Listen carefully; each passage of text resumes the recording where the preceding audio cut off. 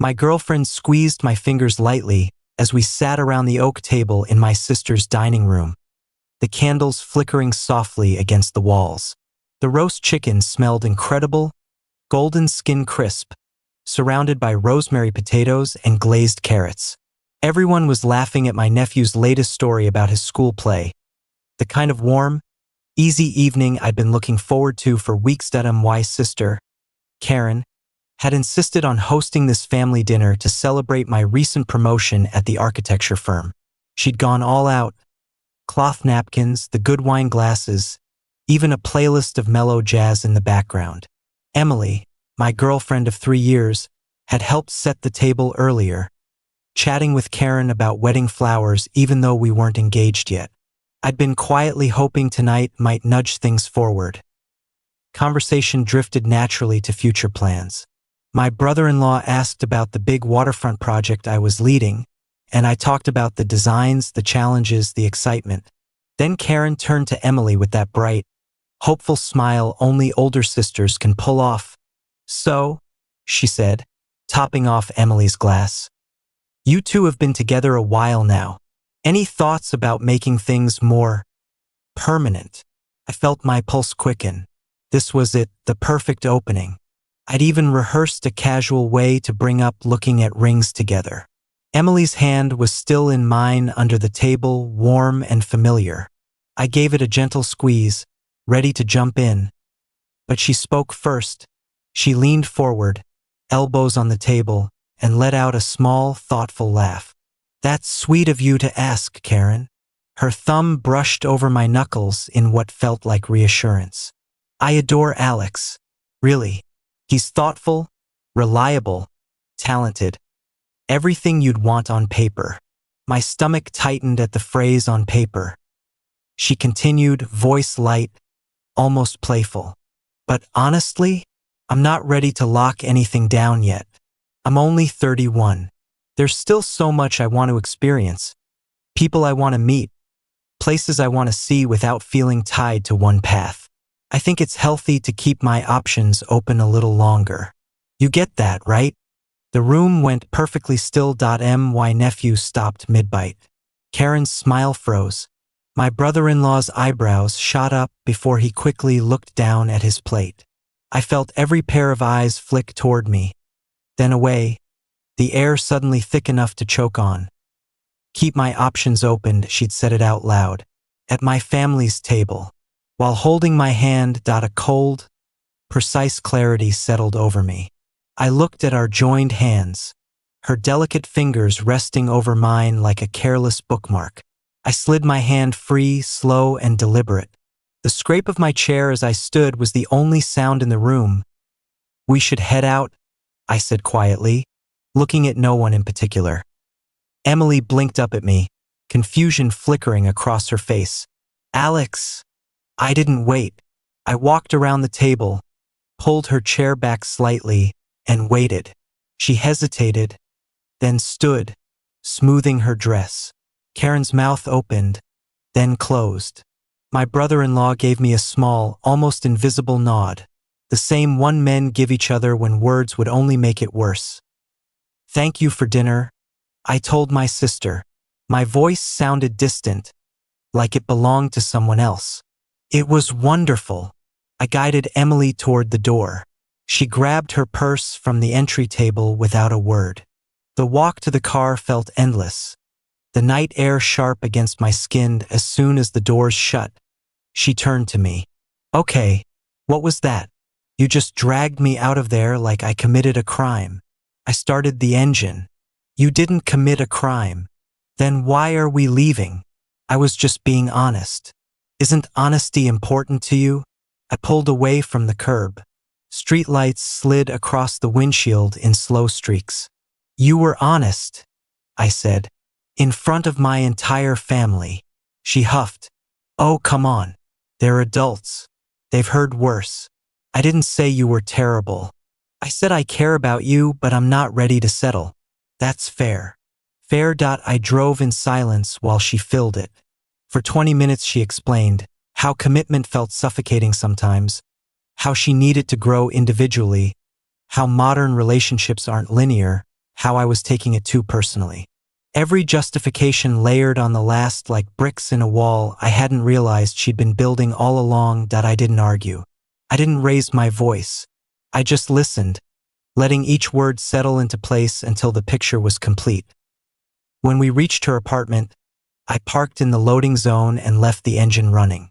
She unbuckled, waiting for me to say something, anything she could respond to. I got out, walked around, and opened her door. She stepped onto the curb, searching my face. "Alex, talk to me." I met her eyes. They were wide, a little glassy from the wine, still beautiful in the way that used to stop me in my tracks. "You wanted your options open," I said quietly. "They're open now." I closed the door, walked back to my side, and drove away. The silence in my condo that night was different than any I'd known. Not empty, full. Full of space that suddenly belonged entirely to me. I didn't drink. I didn't call anyone. I stood on the balcony overlooking the city lights and breathed until my chest stopped feeling like it might cave in. My phone buzzed. "Karen." I answered. "You okay?" she asked, voice soft. "I'm okay." A long pause. What she said. "That was cruel." "I know. Do you want to come back? We saved you dessert." I smiled despite everything. "I'm good. Really. I just need tonight." We hung up. Then I opened Emily's contact. Her photo from last summer, laughing on the beach with wind in her hair, and blocked the number. I went through every app, every follow, every shared album.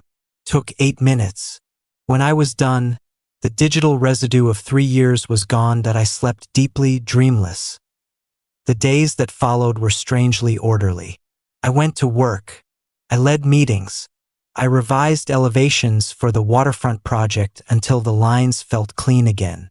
After work, I started running, real running, not the occasional jog I used to do to stay in shape. 4 miles became 6. 6 became 8.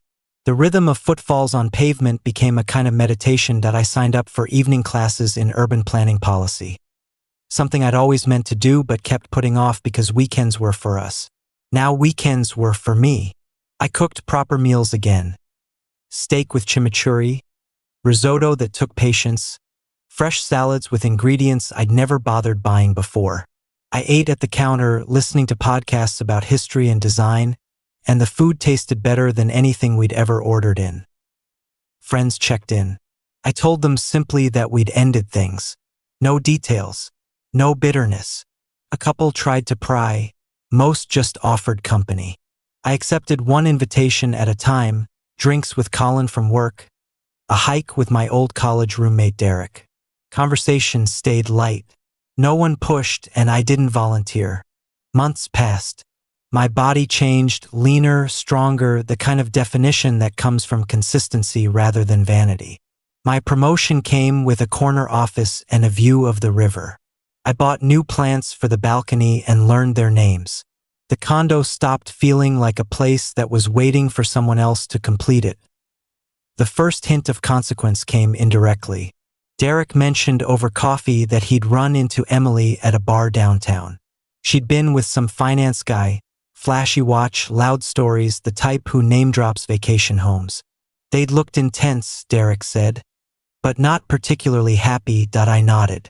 Good for her. He studied me. You really okay? Better than okay. He grinned. You look it. More fragments drifted in over time. A mutual friend let slip that the finance guy had ghosted her after a lavish weekend in Miami. Another mentioned she'd quit her marketing job to travel for a few months. Something she'd always said she wanted, but now it sounded impulsive, unplanned. Social media posts shifted from couple photos, carefully cropped to hide the other person, to solo shots in exotic locations with captions about finding herself. I didn't seek the information. It just arrived, the way weather reports do. One Sunday morning, almost exactly a year later, an unknown number texted. Alex, it's Emily. I know this is out of nowhere. I've been thinking about you a lot. I made a huge mistake. Can we talk? I read it twice. Felt nothing. No anger, no nostalgia, no curiosity. I finished my coffee, went for a 10-mile run along the river path, and came home to shower. The message was still there when I checked again hours later, followed by another. Please, I just want to explain that I created a new contact. Do not respond. Blocked. A week later, a voicemail appeared from the same number. I played it while making dinner. Her voice was smaller than I remembered, threaded with something that might have been regret. I know you probably don't want to hear from me. I don't blame you. I was selfish and scared, and I hurt you in a way I can't undo. You were the best thing in my life, and I threw it away because I thought there was something shinier out there. There wasn't. I'm so sorry, Alex. If you ever feel like talking, I'll be here. I saved it, archived it, and went back to chopping vegetables. The next move came through Lisa, one of her oldest friends who'd stayed neutral during the breakup. She called on a Thursday evening. Hey, she started cautiously. This is awkward, but Emily asked me to reach out. I waited. She's struggling. The traveling didn't fix anything. She's back in the city, barely working, kind of lost. She knows what she did was awful, but she really regrets it. Maybe just coffee? Hear her out. I watched rain streak down the window. Lisa, I appreciate you doing this, but I'm not available for that conversation. She's different now. Humbler.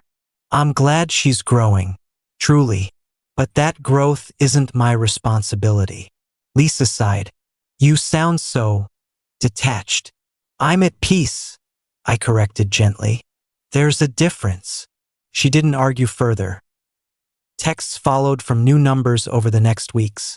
Apologies, memories, pleas, accusations when apologies failed. I read them like case studies in someone else's life. Blocked each one. The final confrontation arrived on a quiet Friday night. My intercom buzzed repeatedly. I checked the camera. Emily standing in the lobby, hair damp from rain, eyes red. I could have ignored it. Instead, I went down. She looked up when the elevator doors opened, relief flooding her face. Thank you for coming down. I stayed by the doors, hands in my pockets. Say what you need to say. She took a shaky breath. I know I have no right to be here. I can't stop thinking about how good we were, how safe I felt with you. I ruined it because I was chasing some idea of freedom that turned out to be emptiness. I'm not asking you to take me back today. I just want a chance to show you I've changed. I studied her. The woman I'd once planned a future with, now standing in my lobby asking for reinstatement. You wanted freedom, I said quietly. You got it. I hope you find what you're looking for. Her chin trembled. You really feel nothing? I feel calm, I said. And that's enough. She searched my face for cracks, found none, and finally nodded. Okay, I'm sorry, Alex, for everything. She turned and left. I watched the door close behind her, then rode the elevator back up. Dinner was still warm. Spring arrived with cherry blossoms along the river path. I'd been seeing Rachel, a ceramicist I met at an art walk, for 5 months. She had quiet humor, steady hands, and a way of listening that made space for both of us.